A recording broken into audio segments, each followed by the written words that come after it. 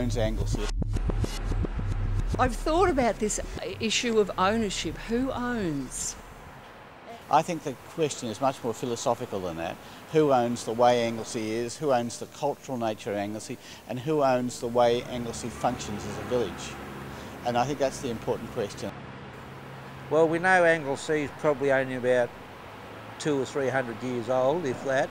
We know that this part of Victoria was well settled by 1890s, but I know for a fact that there are archaeological evidence within this community to say that I'd say that the Wathaurong people would have been the owners of this country here, Anglesea. Like most coastal communities now, people are starting to move in there and use them more as a holiday place. I think you'll find that you'll have people who move in, build a house, and then move away somewhere else. But now just use this area for a holiday area, which most people are doing that now anyway.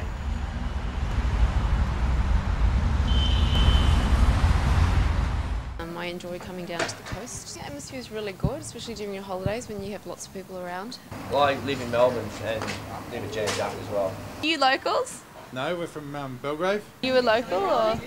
No, I've got a beach house down here. People want to live here because of the natural environment. It's quiet, it's peaceful, and it's just a magic place to live. It has meant that land prices have gone up, and that has partly been demand for people to live here, but it's also created by the fact that Anglesea is surrounded by National Park, which is partly why we want to live here, but it also means that there's limited land available. Anglesea is basically landlocked by National Park, and so the size of Anglesea is now fixed and can't expand. The only way we will get more people in here is to have smaller blocks of land, and the Shire have deemed that that isn't the way Anglesea is to go. It certainly wouldn't be the way the community want to go. They want to maintain what they've got here.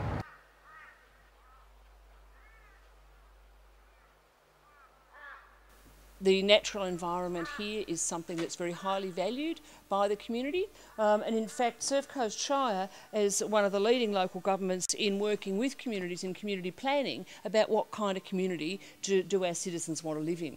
So when we come to look at land use planning issues, one of the starting points for me always has to be, how does our built environment fit with and pay respect to our natural environment? No doubt over the weekend you will have talked to people around the land use planning laws, and at times we hear things like, you know, a nanny state and government's gone wild with regulating. But if we are really to protect the community's values, one of the ways you have to do that is through legislation and regulation, because we have people who don't understand our community values, who come here for what I call the terrible 5-letter word of yield. How many units can I get on that lot? How much money can I make off this piece of land? Don't come with any respect at all for the local values, just for how can I turn the desirability of Surf Coast into something that's going to make me a lot of money. We have the clause in Australian tax law which says if you own a domestic property for more than 12 months and you live in it, you don't pay capital gains. So you buy it for 500,000, sell it for 7, you make 200,000 profit in 12 months. So you're speculating, and you're speculating on the fact that there's a tax break for you. I've lived in the town for approximately 32 years, so I've had a fair amount of experience with town and town growth, other than being in real estate. I'll say a property that's like behind me, back in 1999, you would have bought for probably somewhere around 80 to 85,000. It's just sold for 345,000. So in a 7-year period, that's a considerable increase. So properties like this behind me would have sold for around the 80s, now sell for around the mid-300s. Some people think that the average person out there doesn't know about the economy. They don't know how to look after themselves. I say that is rubbish. They may not understand the intricacies of doing complex accounting, but they know plus and minus. And they know very well that if they buy a house and if they can get a 15% return, it's a better investment than the bank. So you can't blame them. You can't blame the average person for doing that. They have every right to do it to survive in the economy that we have generated. The permanent population in Anglesea at the moment is about 2,100 and reducing. And the reason it's reducing is because people are getting driven out by high prices and also taking advantage of high prices, buying in Geelong and having a surplus of money. I guess it's a mixed feeling. It's certainly good for the traders in the town. It brings a volume of people through that makes certain things achievable. It was a fantastic drive here this morning, coming here along the coast, and I'm looking at this saying, what a beautiful drive, and there's all these cars passing me and they're all heading for the same place. So what is happening in these holiday areas? What are they doing? They're making a 15% capital gain on the value of the property.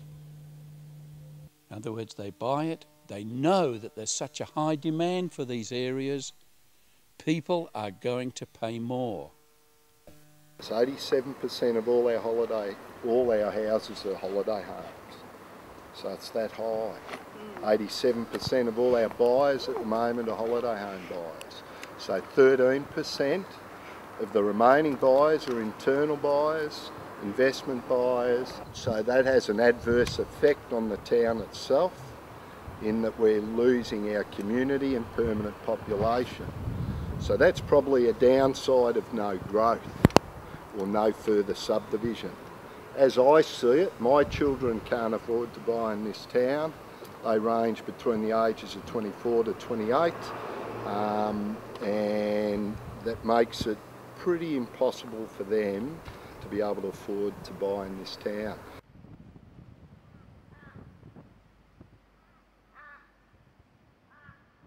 Of the permanent residents, would you say that it's older people, or are there many young people? No, I reckon there's not as many young people as what there was, because they're getting driven out of the town because of pricing and rentals. The other problem, it's just not my kids, it's a whole bunch of kids that can't buy in this town.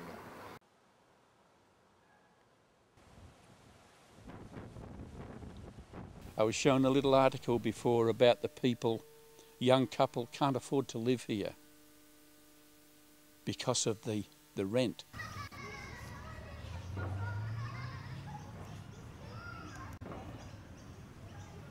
If we tax land, we will bring the price of land down.